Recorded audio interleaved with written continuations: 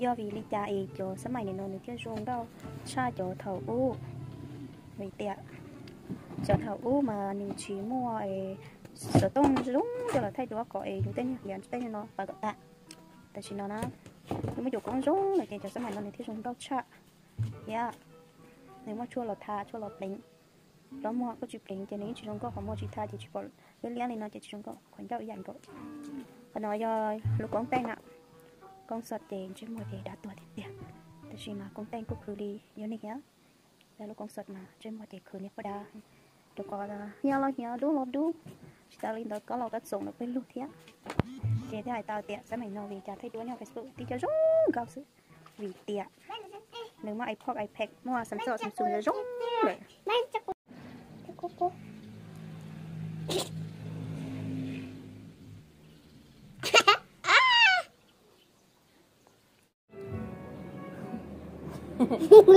con tư á con bò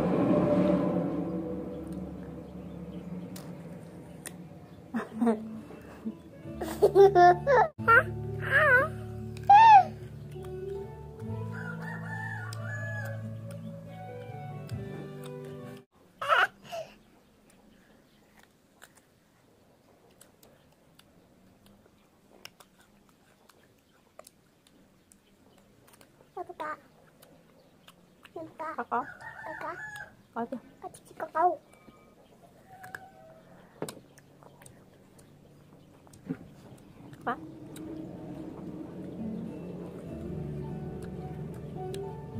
có cút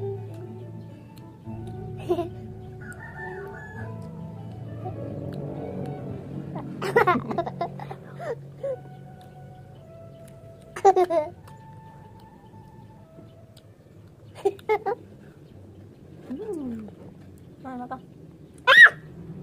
Cái kia. Cái kia.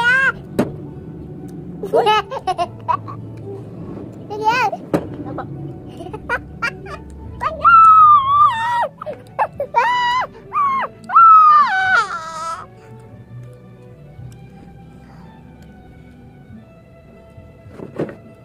Nó có rồi. Tiền nó có rồi. Lấy được cho mình nó. Nó tên đồng đồ ơi.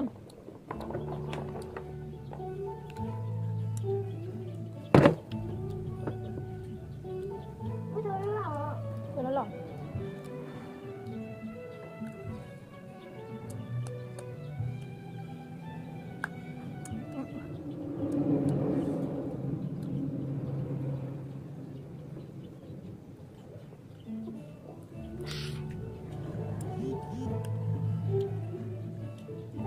Thì nó do chị em chị cho nó chị ở trên mặt có tung chị xua đi nó ta hầu đi các mi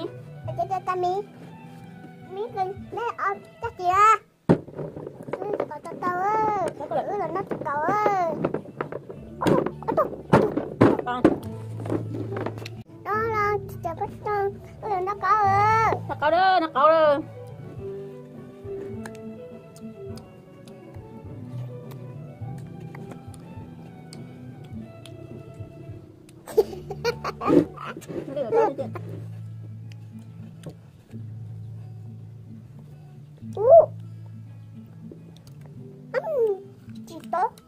chị tốt nó có bên nhà nó có bên nhà nó có nhà nó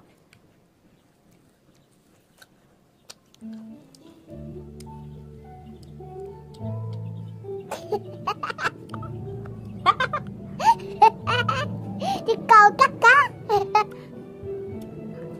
bảo nó cầu ơi đâu đâu cá thịt chưa nè cá bạc à con nó bạc à mua chưa tốt nó đâu chả bắt trong đây nó có ơi có đâu nó có ơi nó còn chưa chị để nó giờ chị nó là cái đó nó còn chưa của tao ba Được rồi. Được rồi. Nó phải thanh thoát. Nó quá. Cái từ từ giật cậu đó, cá thế kia.